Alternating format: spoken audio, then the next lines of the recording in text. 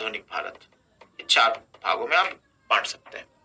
तो अब आपने पढ़ना शुरू किया। सबसे पहले नवंबर के महीने में आपने सोचा चलिए मैं राज्य व्यवस्था को पूरा खत्म कर लूंगा। ठीक है, अब आप दिसंबर में सोचेंगे कि चलिए भाई हम यहां पर पूरे भूगोल को कर लेंगे। यहां पर एक चीज मैं पहले ही बता दूं, कुछ लोग ये सोचते हैं कि अगर हम एक ही सब्जेक्ट से पढ़ते रहे तो बोर भी हो सकते हैं, आप।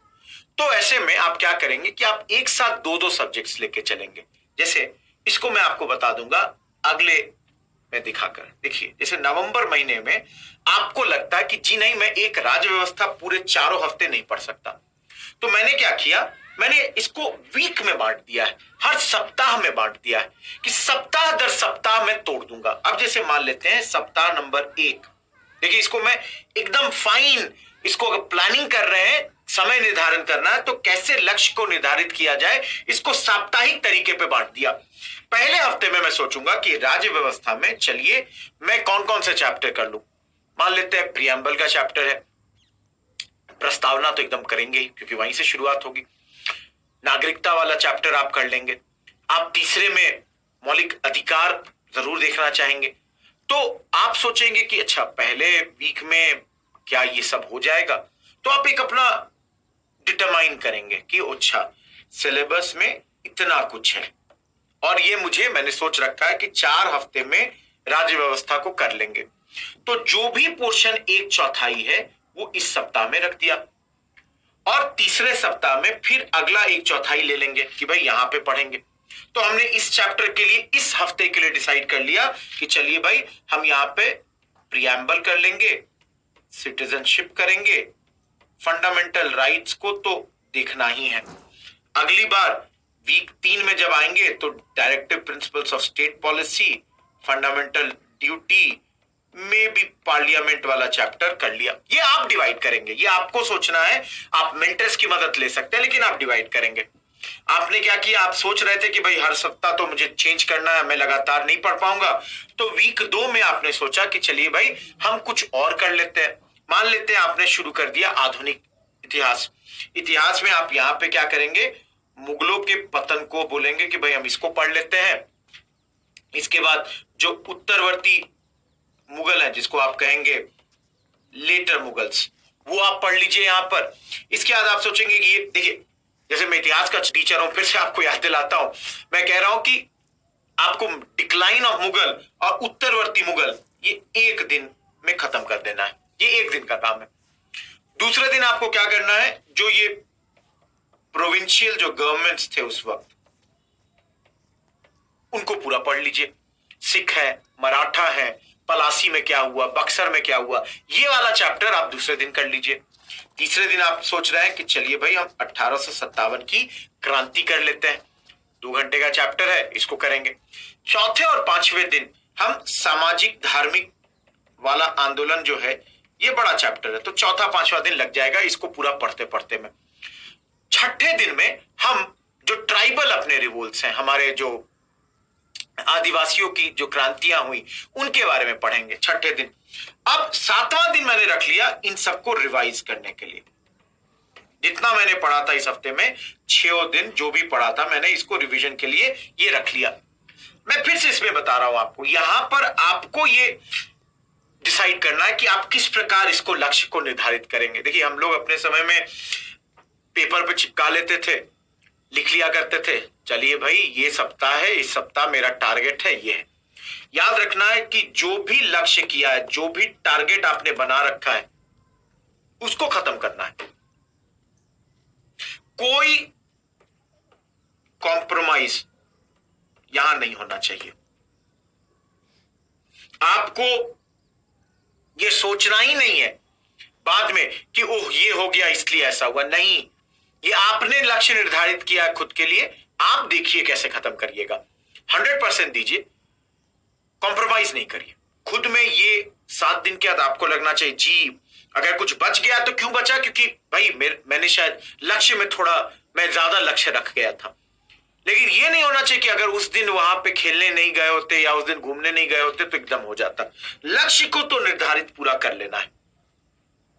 पूरे 6 महीने का ये जो हमने आपको यहाँ पे नवंबर, दिसंबर, जनवरी, फरवरी और मार्च, अप्रैल जो मैंने आपको दिखाया, एक बड़ा लक्ष्य रखेंगे और इस बड़े लक्ष्य को हर महीने के हिसाब से डिवाइड करते हुए चलेंगे। अगर आप वैसे छात्र हैं जो एक सब्जेक्ट को एक बार में लेकर चलना चाहते हैं तो एक को लेकर चलिए। अगर आप वैसे छात्र हैं जो दो को लेकर चलना चाहते हैं तो दो को लेकर चलिए। तो ये थी बात मेरी रणनीति से जुड़ी हुई। रण है, रणभूमि है, रणभूमि में रणनीति के बिना नहीं जाना है। अगले 8 महीने का एक एक दिन का हिसाब होना चाहिए। जी नहीं, इस दिन तो यही होगा और कुछ नहीं होगा, इतना तो करेंगे। और प्रत्येक दिन जो भी पढ़ रहे हैं उसमें याद रखिएगा अखबार तो हो ही रहा है, साथ में आखिरी महीना रिवीजन के लिए भी छोड़ रखा है। उससे पहले यहां पे कहीं ना कहीं जनवरी, फरवरी कभी ना कभी टेस्ट सीरीज भी शुरू कर देना है। याद रखिएगा, जब आप पॉलिटी हिस्ट्री कर रहे हैं तो आप साथ में ये तो आपका मुख्य परीक्षा का भी तैयारी हो रहा है ना, तो वो तो आपको छोड़ना है ही नहीं। कहीं पे इसी जगह पे, क्योंकि देखिए प्रारंभिक परीक्षा की तैयारी के लिए 6 महीने बहुत ज्यादा है, आराम से हो जाता है, उतना है ही नहीं, एकदम आराम से हो जाएगा। साथ में थोड़ा बहुत एक सब्जेक्ट जो मुख्य परीक्षा की तरफ का भी है उसको भी कहीं जनवरी में थोड़ा बहुत देख सकते हैं, या जो भी आपका ऑप्शनल है उसको यहां पर दिसंबर तक तो बिल्कुल डिसाइड कर लेना है कि क्या ऑप्शनल लेंगे, उसके लिए कैसे पढ़ाई करेंगे, क्या क्या करेंगे, वो सब भी सोचते चलना है। हमेशा मदद लेते रहिए, सोचते रहिए कि कैसे कैसे तैयारी करते चलेंगे। ठीक है, आइए तो अब मैं आपको बता दूं इस एग्जाम से जुड़ी हुई रणनीति किस प्रकार की होनी चाहिए प्रारंभिक और मुख्य परीक्षा को लेकर, और स्थैतिक विषय और समसामयिकी मतलब स्टैटिक जो एरिया है और जो करंट अफेयर्स है उसमें किस प्रकार की रणनीति को आप अपनाएंगे। तो पहले इसको देखते हैं। देखिए, सबसे पहली बात, कुछ चीजों को याद रखना है। नंबर 1, जैसे मैंने पहले भी कहा, इन दोनों चीजों की तैयारी आप साथ साथ करते हैं।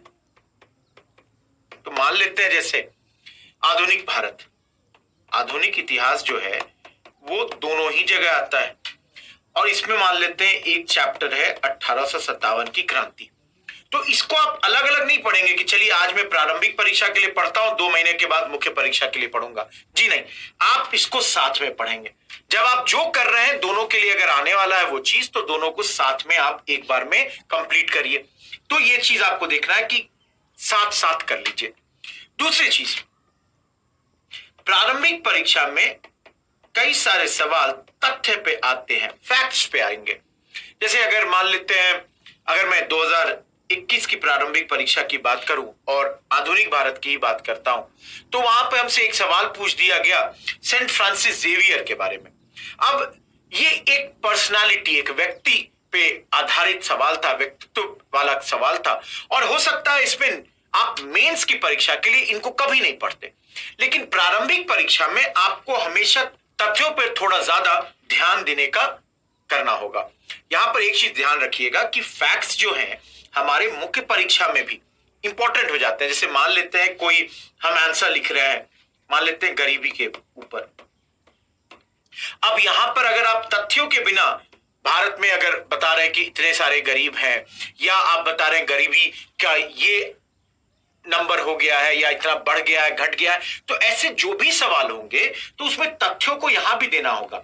लेकिन यहां पर याद रखिए, अगर तथ्य नहीं भी देते हैं तो 1 दे दिया, 2 नहीं दिया, 2 दे दिया, 1 नहीं दिया, नंबर नहीं कट रहे, क्योंकि वो आपके हर तथ्य को नहीं चेक करने जा रहे हैं। यहां पे तथ्य नहीं आते तो प्रारंभिक परीक्षा नहीं निकलेगा। तीसरी चीज जो हमने पहली बात कर रखी है कि दोनों ही जगह अब जो है बहुत ज्यादा ध्यान यूपीएससी का विश्लेषण पे रहता है।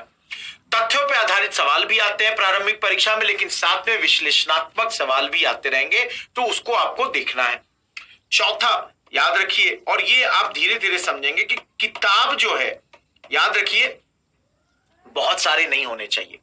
हर सब्जेक्ट के, हर विषय के लिए किसी एक किताब को आप चुन लें। अब जैसे मान लेते हैं, यहीं पे मैं अगर नाम दे दूं, जैसे बिपिन चंद्रा है, आधुनिक भारत के लिए आप ये रख लीजिए। सतीश चंद्रा को मध्यकालीन भारत के लिए रखिए। आर एस शर्मा को आप प्राचीन भारत के लिए रख सकते हैं। वहीं पे अगर आप देखें नितिन सिंघानिया जी की किताब को आप कला एवं संस्कृति के लिए ले सकते हैं। तो जो 4 मेजर एरिया है आपका हिस्ट्री का, जो आपके प्रीलिम्स में भी आएगा, प्रारंभिक परीक्षा में आएगा, उसके लिए ये 4 किताब है। उसी प्रकार अगर पॉलिटी की बात की जाए तो लक्ष्मीकांत रखिए। अगर आप ज्योग्राफी की बात करते हैं, बर्नवाल साहब की जो किताब है वो रख लीजिए। तो हर सब्जेक्ट के लिए आपको किताब एक एक रखिए। हमेशा मैं इस बात को मानता हूं कि एक किताब को पढ़िए, उसको दोबारा समझिए, रिवाइज कर लीजिए, और फिर भी अगर आपके पास समय बचता है तो आप दूसरे किताब की ओर जा सकते हैं। लेकिन घर को किताबों का म्यूजियम नहीं बनाना है, वो संग्रहालय नहीं बनाना है। याद रखिएगा, किताब कई लोगों को शौक हो जाता है लाइब्रेरी रखने का, अच्छा लगता है। हर दिन किताब को रैक पर सरियाने का काम बड़ा अच्छा लगता है, लेकिन ज्यादा जरूरी है कि इसको पढ़ लिया जाए। तो उन किताबों को पढ़िए।